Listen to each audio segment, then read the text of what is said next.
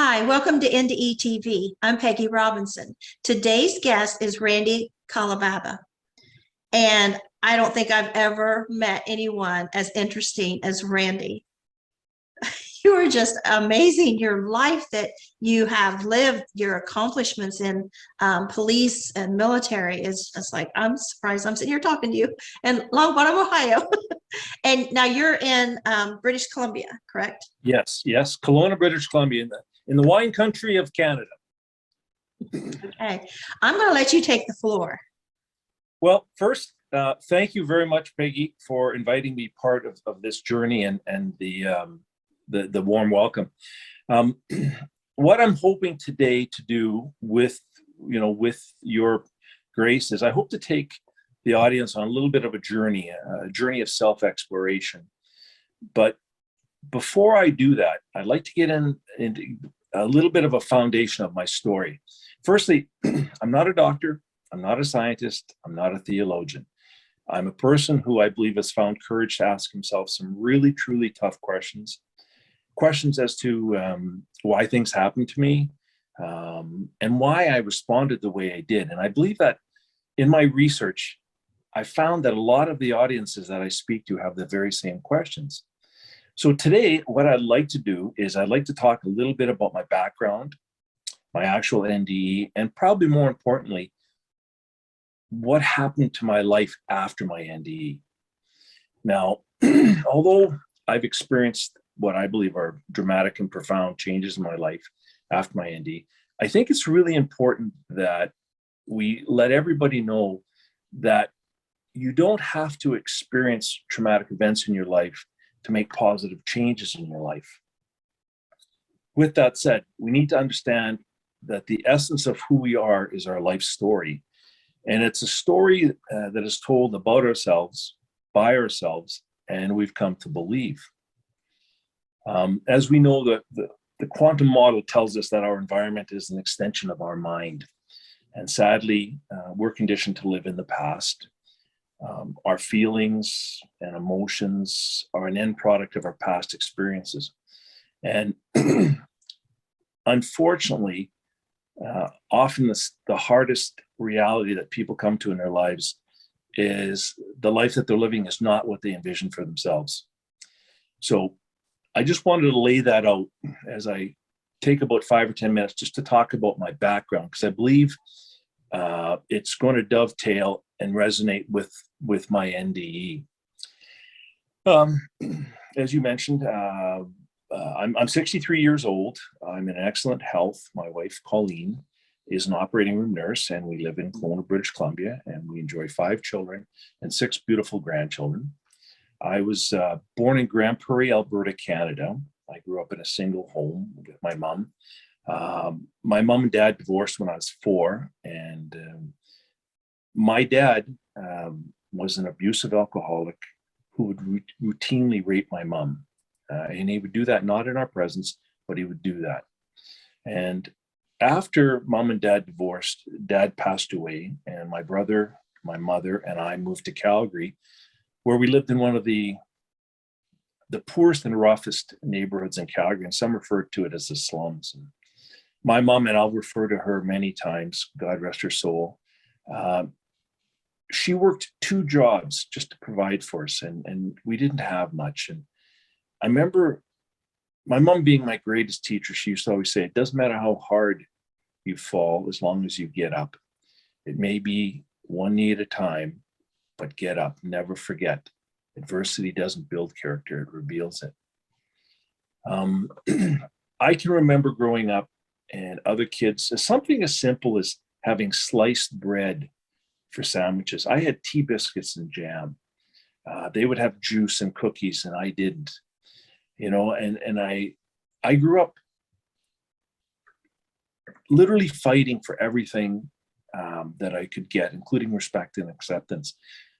I, like many, I was looking for fulfillment and happiness where it couldn't be found. I was looking for recognition in possessions and money, and I learned a long time ago that everything that we seek is within ourselves.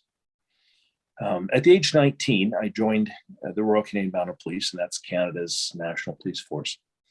And it was truly an incredible journey with a lot of highs and a lot of lows. And one of the lowest moments came just a year after I got out of the training academy. I was stationed to a small farming community in central Saskatchewan. It was December 5th, 1:05 a.m., 1981. I'll never forget the day or time. It was a cool, clear winter night. I was working by myself. I was on routine patrol on a highway, and I was running radar. And at 1:05, bars in Saskatchewan at that time closed at midnight. And I had picked up a vehicle on radar doing 67 kilometers an hour in a 100 kilometer zone. So I thought that was kind of odd because the roads were good. So I engaged my emergency lights, and we ended up in a chase. We went through a couple farmyards and he collided with a big stump of trees, and I was right behind him, and I actually ran into him, and we got into a fight. And unfortunately, I had to take a man's life that night. I'm not proud of it, but it's funny, the world of policing, a lot of my peers thought that was a sign of machoism, toughness, and there's nothing tough, nothing macho about taking a man's life. My career progressed. I was trained as a major crimes investigator, and in my professional career, which spanned 34 years, I investigated or supervised investigations of over 700 human deaths. I've seen death come both passively and violently. And living in that macho world of police work as an investigator, no matter how grotesque the crime scenes were, whether people were decapitated, mutilated, drowned, or whatever, you couldn't show any signs of weakness or vulnerability because you were considered, excuse the term, and this is a police term, a pussy. I'm proud to say that because of what I accomplished in my career, I was formally decorated 3 times for outstanding service to my country, twice by the Government of Canada and once by Her Majesty the Queen of England. I was also recognized for outstanding service to the United Nations. In 1999, I was chosen by the Government of Canada to represent our country in our peacekeeping obligations to the United Nations. I was Canada's contingent commander of our country's largest ever civilian policing peacekeeping mission, and it was to reestablish law and order in Kosovo, Yugoslavia, in support of the United Nations Security Council Resolution 1244. In my role as the contingent commander and someone who was there to teach police how to investigate serious crimes, I witnessed the atrocities of genocide. And I investigated everything from mass graves to a child stepping on a landmine and having his limbs severed from his body. Every night for 6 months when we were in mission, the first 6 months, there was machine gun fire, small arms fire all around us. One night I was lying in bed, and the back of my bedroom wall got sprayed by gunfire as I was laying there. And then I can remember walking down a street in Kosovo, and this large tank, an M1A1 Abram tank, came down the street. The building windows rattled. The smell of the fumes of diesel and that, it just, you never get used to experiencing that and the extreme violence around you. And in Canada, and much like the United States, we complain about a lot of things. But we're really protected from the constant reminders of war. And we don't have to look very far to see Ukraine, the devastation of the buildings and that. And when I see buildings like that, it brings back instant memories of my time in Kosovo. But my mission ended in June of 2000, and I was transferred to the officer in charge of the RCMP detachment in Vernon, British Columbia. And let's face it, living in small towns all across the province of Saskatchewan and Alberta, to come to the Okanagan, Canada's wine country, was something that my family and I just absolutely relished. And I think it was kind of the RCMP's way of thanking me for my service in Kosovo. But I didn't realize the impact of what I saw and what I had to deal with, because I had to supervise over 300 police officers there, and I had to create an accredited police force for the United Nations in Kosovo to look after border security. And after about 2 years after mission, and I was in Vernon, my daughter, who was about 15 at the time, her and I get along so good. She asked me to go to a doctor's appointment with her, girl issue, but she wanted me there. And do you remember those in those hotels, and you'd see those big oversized chairs, and you sit in them and you look just like a little mini doll kind of thing? Yeah. Remember those chairs? Okay. Well, the doctor had a leather chair, not like that, but my daughter sat in it, and instantly it reminded me of her sitting in one of these huge chairs. And when I looked at her eyes, instantly, absolutely instantly, I could smell the blood, the smoke from the gunfire, and the stickiness of the blood in my hands from Kosovo. Her eyes reminded me of that little boy who had his limbs torn from his body. Oh. I did not realize what had happened to me because I just pushed it aside. Like, I pushed it all aside because I'm in a different world. And, it was just, it didn't happen, right? I didn't want it to happen. I never spoke about it to anybody. It just left it, right?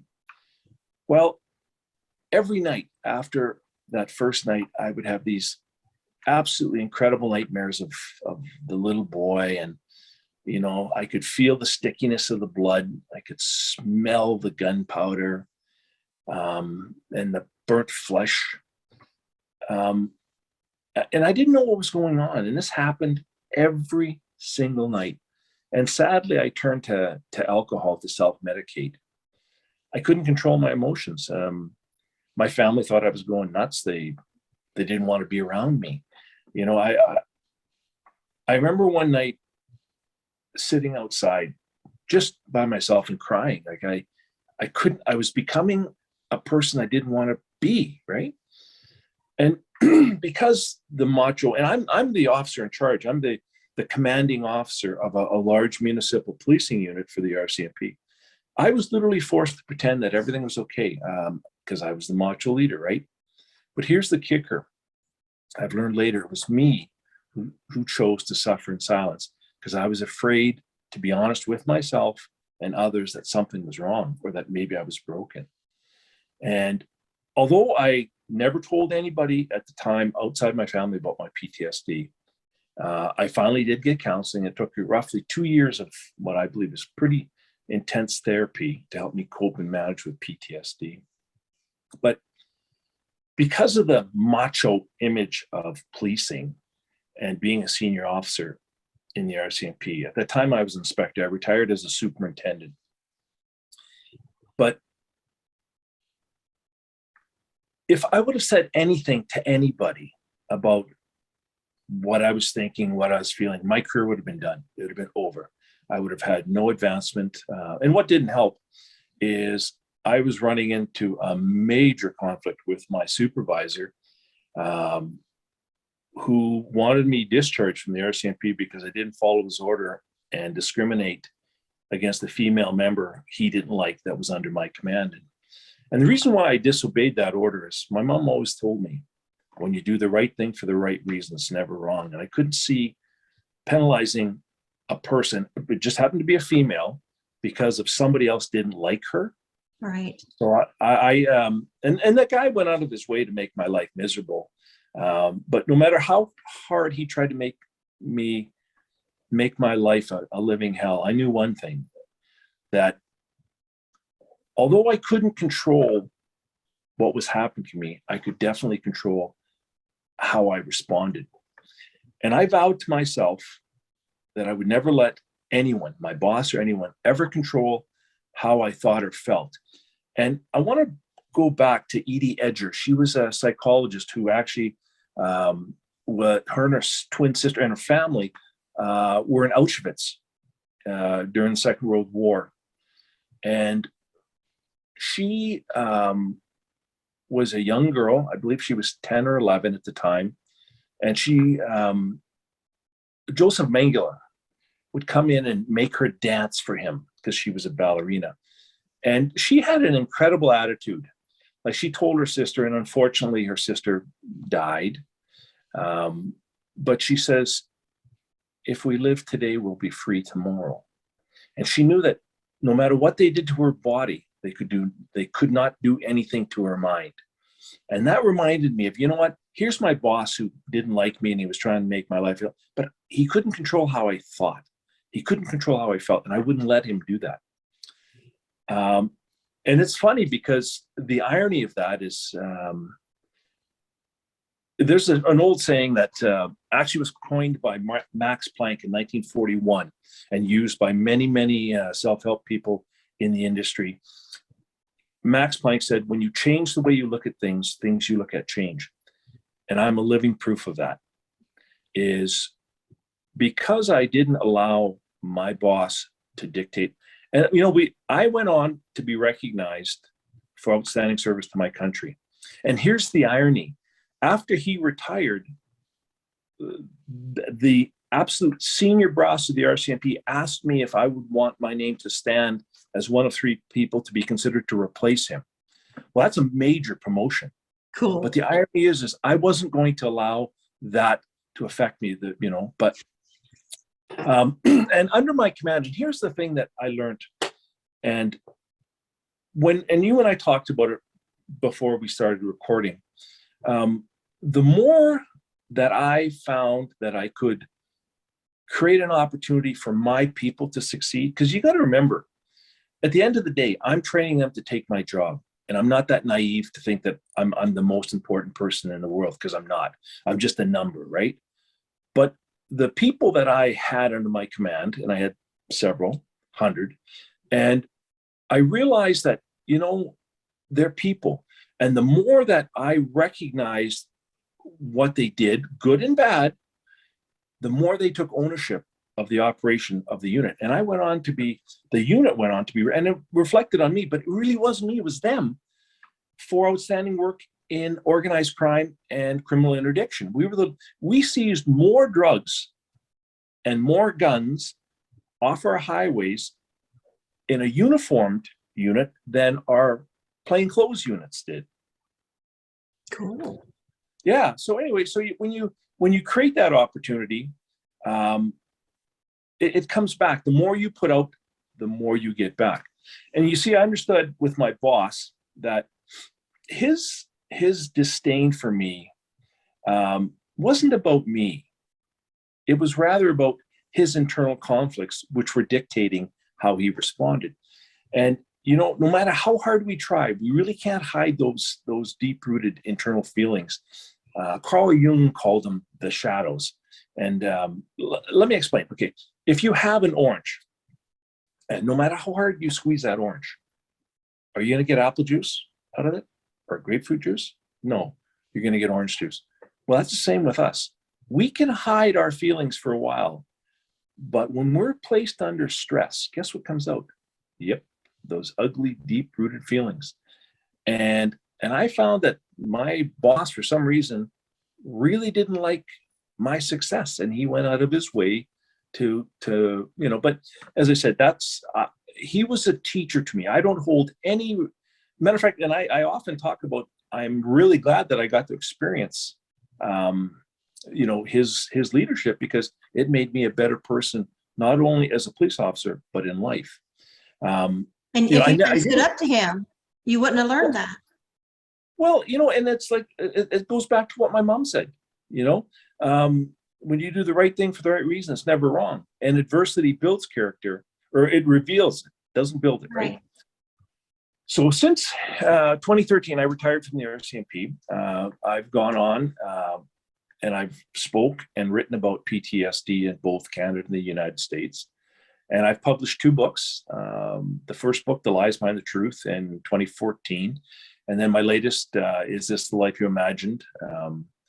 What If You're Wrong? That was in 2019. And it went on to be featured in Amazon's bestseller list in the self-help group. Now, are these self-help. about your past you just talked about, like with the police force, or is it included your death experience in those? It actually, the first one included, because the first one was basically a foundational book. Okay. And then the second one included my near-death experience and everything after that. But the second one that made these self-help bestseller list on Amazon, as we discussed, it's kind of an ego thing when you get that email saying, "Oh, you made the bestseller list," but that's all it is, just an ego. It's just a thing, right? It doesn't make you a better person, doesn't make you a worse person. But my wife and I, it was a very emotional night, and yeah, for a while I thought, wow, that's pretty cool. Like I'm a bestseller, but that didn't make me a better person. And my wife and I sat down that night and we said, like, how can we use this to help people? And one of the things she said, and she says, "This is an opportunity, Randy." And we thought about it. And since that day, every one of my royalty checks, we've given all the profit to charity. And I've actually, here's another thing, is on Facebook, if someone's read my book, is this life you imagined, and it resonated with them, and if they know somebody where it was, they can't afford a copy of the book but maybe could benefit from it, I've sent over 200 free copies of the books all across of the United States and Canada, signed, my cost, and I gift it. Say you said Jane Doe is suffering financially, but I believe that she could, I don't need to know a whole bunch of details, but she could do with, because one of the parts I think would resonate. You give me her name, her address, I send her the book free of charge, and I gift it from you. And I've done that 200 times. And why? Because remember, we're not here forever. And I believe that when our life passes before us, we better make sure that it was worth watching, right? But anyway, so I think you donate to the homeless. Is that correct? homelessness and child poverty, yes. Okay. And I've actually given money to Al-Anon for some of the different programs there. And some of my books have been actually, some of the medical clinicians have used the books in their libraries for people that they've counseled on PTSD. So we got a lot more we can do. I believe we can do with it. But February 7th, 2015, and I'm going to kind of start touching on my NDE. It was a day that changed my life forever. I was admitted to the emergency department at the Kelowna General Hospital here in critical condition. I was diagnosed with an autoimmune disease called vasculitis. My lungs were filling with blood. My liver and spleen were enlarged. The sac around my heart was filling with fluid. And my kidney function was 8%. My body was shutting down. 4 doctors told me that I had 3 days to live. 4 different doctors. That night in the hospital, like when you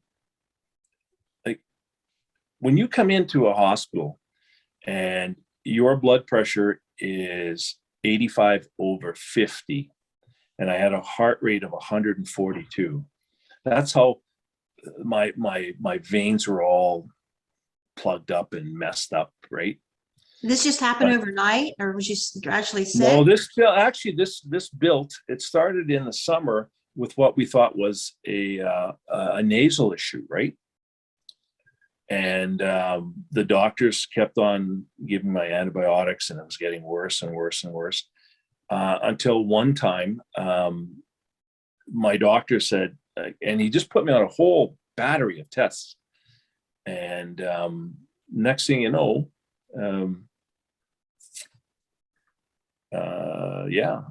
he phoned me in the morning of February 7th. It was a Saturday on a long weekend here in Canada. And when your doctor phones you at 8:20 in the morning on a Saturday, it's not a social call. Right. And he said, get to the hospital right away. You're shutting down. You are very, very sick. So I got to the hospital, and I think when people, and I found this, that many people have heard the term near-death experience, or NDE, but really haven't understood what that meant. And even medical science can't really explain what a near-death experience is, because several within the medical community, I find, and I'm not slamming the medical community, but they seem to sometimes discount or minimize the experience of patients that purport that. And I use, to try to explain what a near-death experience is, I use a definition in Merriam-Webster dictionary. And basically, it's an occurrence in which a person comes very close to death or dying and has memories of a spiritual experience, such as meeting dead friends or families and seeing light during that time when death was near. And as I said, for me, in the fall of 2014, I couldn't figure out what was going on, right? So that's why when I went to the doctor, he put me on all these tests. And I can remember him when he phoned me in the morning, and I said, Louis, I've known Dr. Bocher for a long time. And I said, Louis, you're scaring the crap out of me. I'll use that word. And he said, Randy, no, you're scaring the crap out of me. So as I mentioned, some of my vital signs and that. And over the course of the next few hours, 2 doctors came in specifically. And, when you're in the trauma unit, that in itself is stressful, right? And I was in and out of consciousness, and they're poking me and taking blood and just doing everything. I'm hooked up to these monitors. And I remember the doctor saying, the prognosis was really grim. And he said to me, has anybody talked to you about maybe getting your affairs in order? And I'm thinking to myself, what the heck? This is a bad movie. I don't want to be in it. Like, what you must be talking to something. You're talking to the wrong guy, right? No, he was talking to me. So anyway, they decided to run more tests. And one of the tests that I did do over the course of the next 10 days was called temporary plasma exchange, TPE. And that's basically where they put a catheter in your neck, take all the blood out of your body, take the plasma out of that blood, reintroduce new plasma, and then put the blood back in your body. But anyway, that night, and I had to have that done, sorry, Peggy, had to have that done 7 times in 10 days to clean up my blood, right? And I went on for 2 days, 1 gram, that's 1,000 milligrams of prednisone intravenously, 2 days in a row to shut down my immune system, right? Because the immune system was actually causing my organs, it was attacking my organs, right? So in any event, anybody that knows in the hospital, it's been in the hospital, there's too many bells, dings, dongs, doors opening, doctors, nurses coming in and out, right? So it's not very quiet. But I remember being hooked up to all kinds of monitors. And I can remember lying in bed, looking around, and my wife wasn't in the room yet. She'd gone out. And I remember to myself thinking, I'm going to die tonight. I really honestly resigned myself that I was going to die. And matter of fact, I think my wife had went home for the night. They told her they were going to monitor me. If the things changed, they were going to call her. I don't remember that. I remember her telling me that because but anyway, as I laid there, I don't know why, but I looked down in the middle of my chest and I saw a small orb of bright light.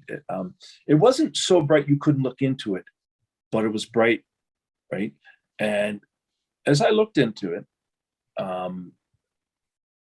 remember I said how the hospitals are really noisy and everything else? As soon as I saw that orb, everything got quiet, and the orb got bigger and bigger until the entire room was white light. I remember experiencing, I could see my body. I was outside of my body, looking at my body on the bed.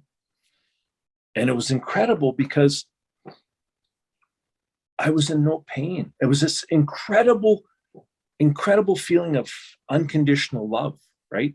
And I'm thinking to myself, wow, if this is death, this is pretty cool. Like, this is really cool, because it was like crazy, the feeling of just peacefulness, right? And my mom passed away in March of 2000, right? March 22nd, 2000.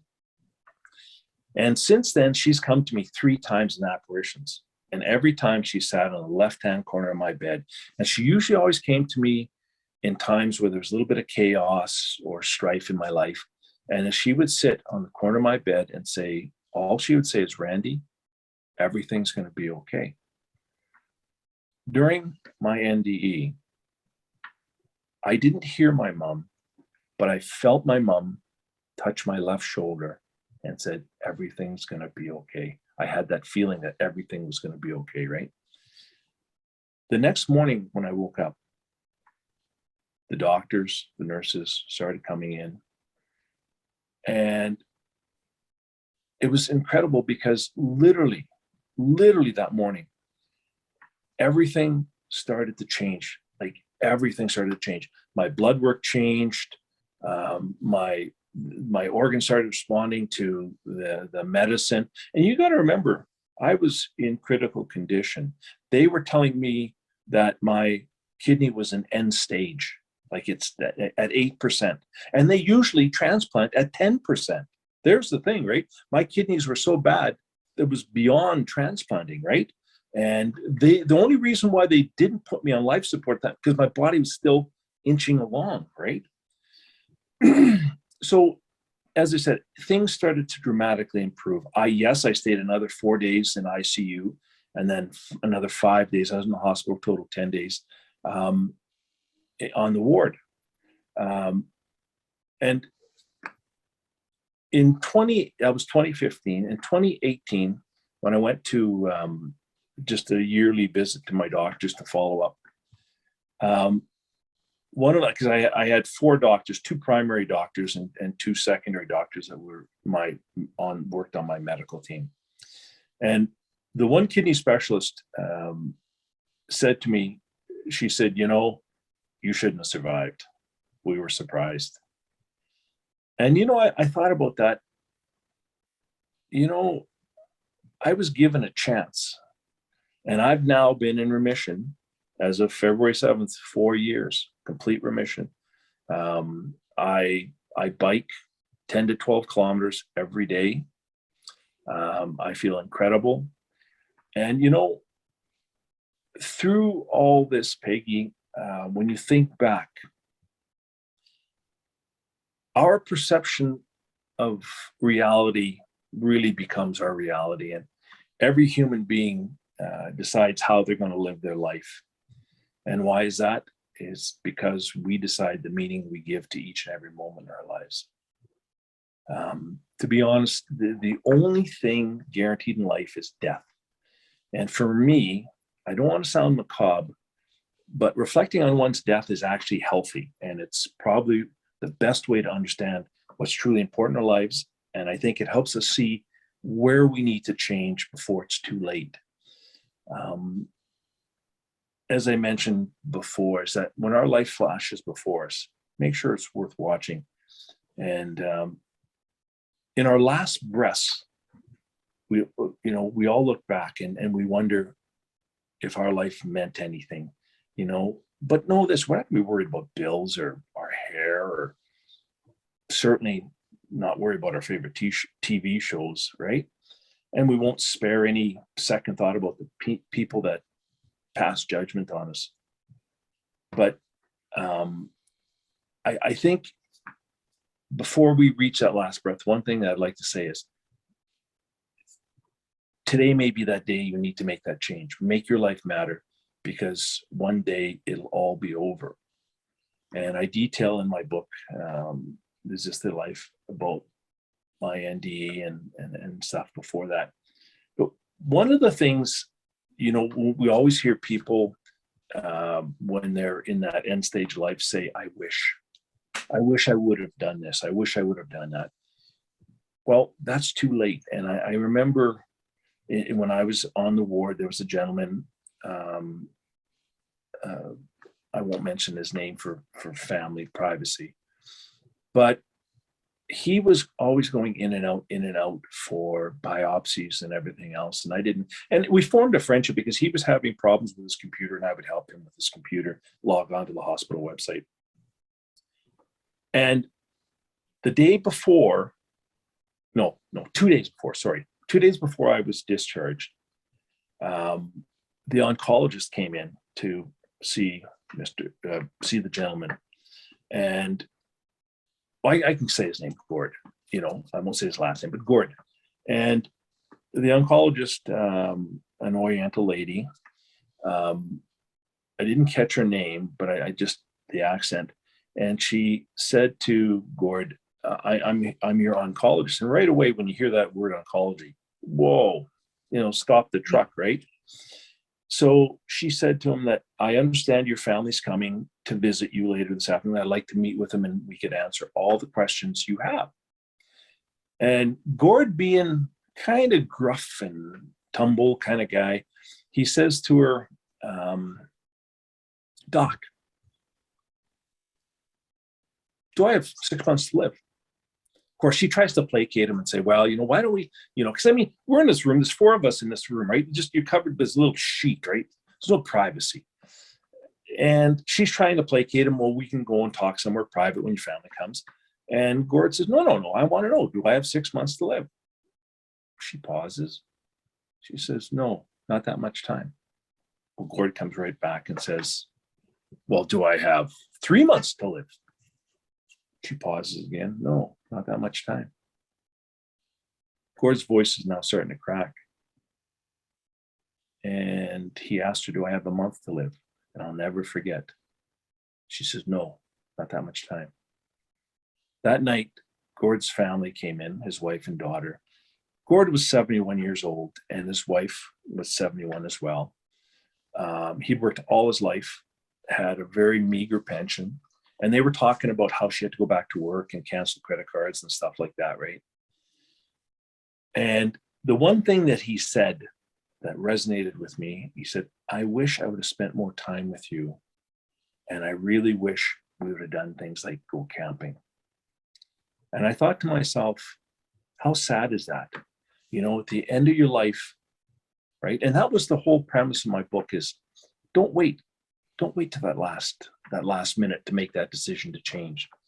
So with that, my NDE experience brought clarity to me and helped me to understand 4 important aspects of my life, which has allowed me to, I believe, manifest incredible joy and peacefulness in my life. And here's the kicker. I figured out it all boiled down to realizing that I had choices in how I was living my life. Because I came to that sad realization that I was living a life that I didn't envision for myself. I was living my life based on standards of success that others had set for me. And I knew I needed to change how I lived my life. I knew I needed to live my life for purpose, not just to pay bills, because we're not put on this earth. God did not put us on this earth to pay bills. He put us on this earth to experience things. And you look at every single religion. What is the common denominator in that religion? It's love. It's love. And I believe that God, and whomever you hold divine, God, Buddha, Allah, Krishna, Muhammad, the universe, whoever, there's a power greater than us. It's about love. It's about experiencing. It's about giving, because that's all you can take. You can't take fancy cars, big bank accounts, degrees with you. Because have you ever seen a luggage rack on a hearse or a coffin? No, right? I want when I talk about what I came to one of the first realizations that I wasn't living the life I envisioned for myself. There's a lady, Bronnie Ware, who had a best-selling book called Regrets of the Dying. And Bronnie Ware was a palliative care nurse in Australia. And she wrote a book on all the end stage people and the regrets that they had. And the number one regret that she writes about, and I find this really interesting, thinking back to Gord's comment, is I wish I would have had the courage to live a life true to myself and not life others expected of me. Right. So after my NDE, I went from the paradigm of what's in it to me to how may I serve. And when you actually go from that paradigm, I believe life really starts to occur. As I said, hell, I went on to write a best-selling book. And I just knew that I had to get that story out. And as we mentioned, I've donated all the proceeds, and I've given books out. And I've actually given cash out to people, homeless people that you see on the street. I've taken them into supermarkets and buying food for them. And some people are going to say, well, how do you know they're in need and they're not going to sell it? You know what? You know in your heart when someone's down and out, or where, and I'll buy food for them, and I'll do things like that. So I realized that life isn't about me anymore. It's about how can I serve and experience that love and that generosity. And what you put out, you get back. And the more you get, you cannot give anything that you don't have in your heart. And the second thing I learned is that life is a gift, and never to be taken for granted. There are no do-over or rewind buttons, and never forget, this day will never dawn again. And how you choose to spend this day is pretty important and pretty valuable, because every day we wake up, I believe that you have a decision to make. Will you be a victim of your circumstances, or will you allow those challenges to become opportunities? Because remember, however you spend this day, you could be angry at your boss, you could be mad at your lover, you could be jealous. Remember, you're never going to get this day back. And that's a hell of a price to pay. And I can remember telling people about living in the present moment. And I actually gave a talk to a bunch of professional people. And one of the things I said is, understand one thing, you don't have a past and you don't have a future. Whoa, there was people that just went crazy. Well, what do you mean? I said, well, okay, here's a question. When you're thinking of your past, when are you thinking of it? Well, what do you mean? Well, when are you thinking of it? Well, right now. I said, okay. When are you thinking, when you think about tomorrow, when are you thinking about it? Well, right now. I said, so understand one thing, you only have this time. Everything you experience is in the present moment. You choose what you're going to live that time, right? Because your past is gone. When you think about it, you think about it now. Your future, when you think about it, you think about it now. So just remember, this day will all be gone. It'll be gone. And instead of fearing death, I've learned that we need to embrace the concept that life is short and unpredictable. And knowing this, as I mentioned, we can fully live in the moment. It's not a recipe to be reckless. It's about giving the most of yourself in every moment. And for me, every day I wake up, besides saying thank you to the Creator, I ask myself 3 questions every single day. Number 1, how can I make myself a better person today? How can I help someone make their lives more enjoyable, more fulfilling? And thirdly and lastly, how can I make this day the best day of my life? Number 3, I came to understand that you can never find true fulfillment outside yourself. I found that fulfillment and happiness can only be found within me.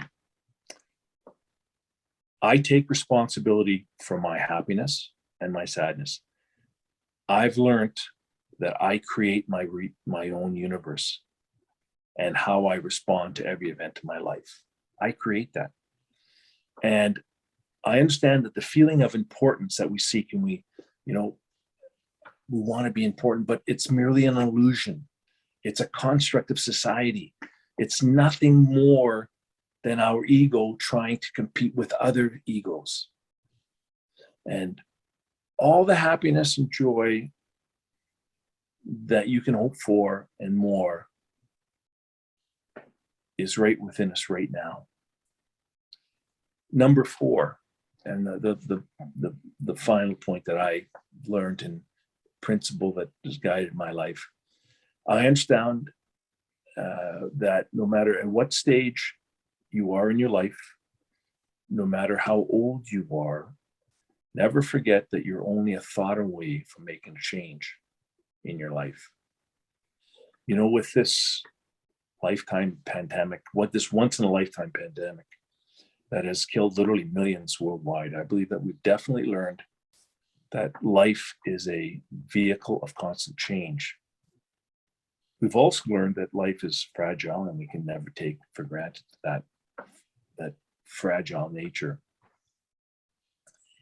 I think we can also agree that nothing, absolutely nothing, ever stays the same. Everything changes, yet we try so vehemently to live like it used to be, and we can't understand why we're so unhappy. Well, you're not the same person as you were yesterday. Our relationships change, our climates change, our political environment changes, our economic and education systems change. When we think about life in the most basic terms, we come to understand that what was once true in the morning of our lives is no longer true in the afternoon. Simply put, what we once valued in our youth is no longer important in the waning years of our life. And as I mentioned, Max Planck, and I think it's important to requote that, when he said, when you change the way you look at things you look at change. When people talk about, I'm a professional speaker, and I'm listed with the Speakers Bureau of Canada, and one of my things I talk on is change management and change leadership. And people say, well, change, was it just positive thinking? And I said, nope, not at all. I said, because actually, if you think about it, each and every one of us has 60 to 70 thoughts a day. And of those 60 and 70,000 thoughts a day, we have roughly 95% of them are the same thoughts we had yesterday, the day before that, and the day before that. Break that down. The same thoughts equal the same emotions. The same emotions equal the same actions. The same actions equal the same results. So to truly make a change in one's life, not only do you have to decide to make that change, you have to take positive action towards that change. So it's not just positive thinking. You have to put both feet in the river of change.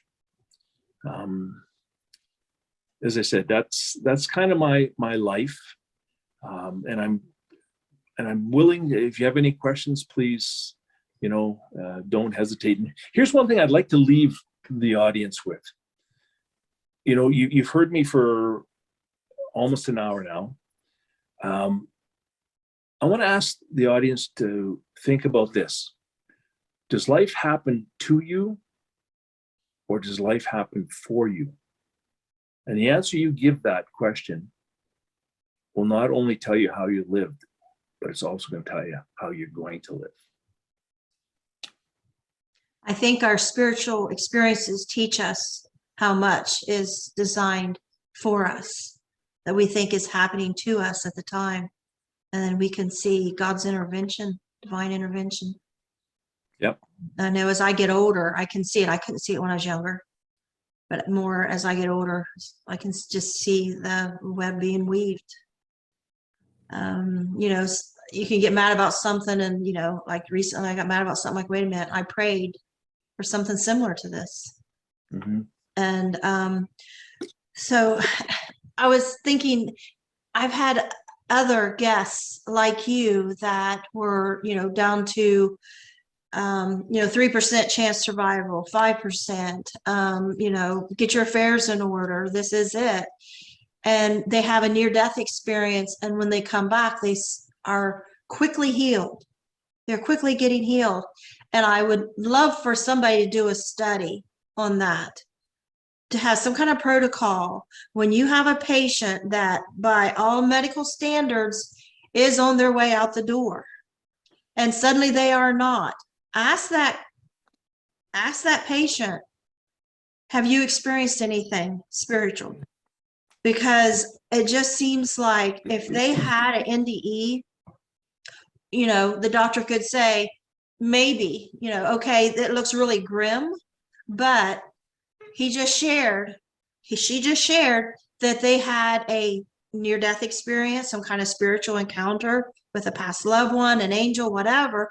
And studies have shown, not to give false hope, but sometimes in these cases, not to give people false hope, or maybe if they just keep it in mind to not pull the plug so quick, or, take a little more time before that closing the coffin here on somebody, because I believe when we have a near-death experience or spiritual experience, light comes in, and I believe there is something that science isn't aware of about that light. You saw the orb, you saw the light, and then you felt your mother's touch, who's in heaven, and then you came back and you were quickly healed. And I hear that over and over and over. And I just keep thinking, how can we get this in the hospital setting as a recognition of we don't understand this, but somehow if that light has come upon you, you have entered the light, you've entered some kind of spiritual connection, there is a possibility this person isn't going to be heading out that door in a coffin.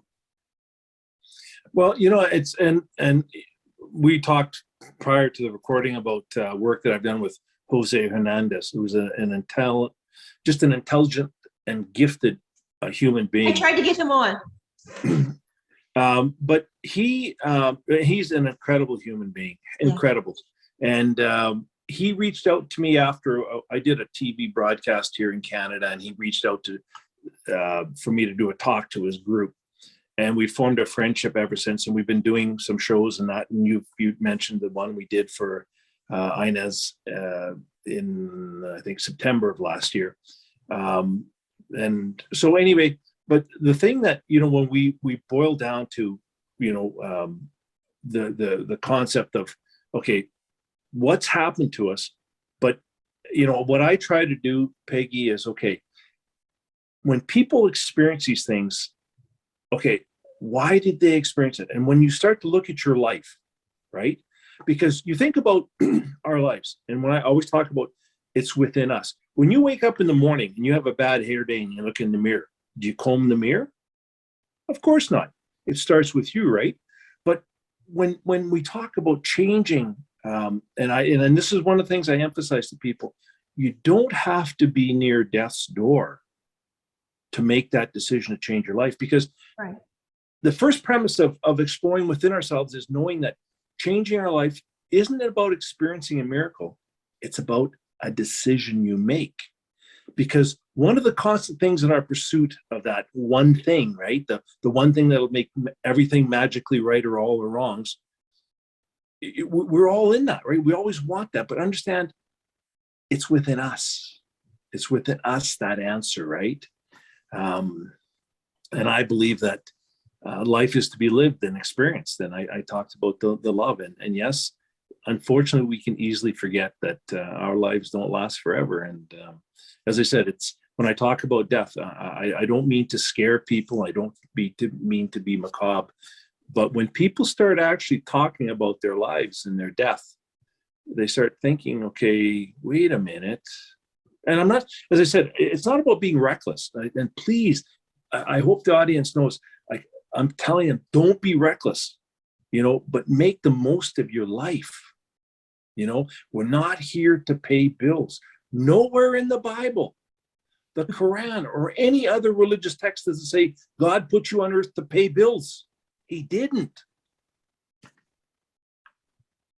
I'm curious, are you retired now? I am. I've been retired since 2013. I've been retired from the RCMP, but as I said, I'm a professional public speaker. I've been asked to write another book, and I don't know if I have the energy right now to write another book. I don't. Because they do take a while, but no, I think that I like helping groups of people. I'm helping a group of people in another province right now. And there's another group that approached me here in BC. I like that. And I don't charge for that kind of stuff.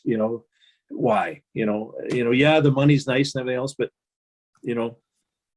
I'm living comfortably. My wife's healthy. My kids are healthy, and my grandchildren are healthy. What more do you want? Yeah. Can people contact you if they'd like to have you as a speaker? Like your Yes. your Yeah. website or? Yes. www.randykolibaba.com. Okay. No, Well, thank you very much, Peggy, for your help. And as I said, if I'm more than willing, if people want me to speak, absolutely. Sounds good. All right. You Thank be you so safe. much. You You be safe too. and bless you. Bye-bye. Bye.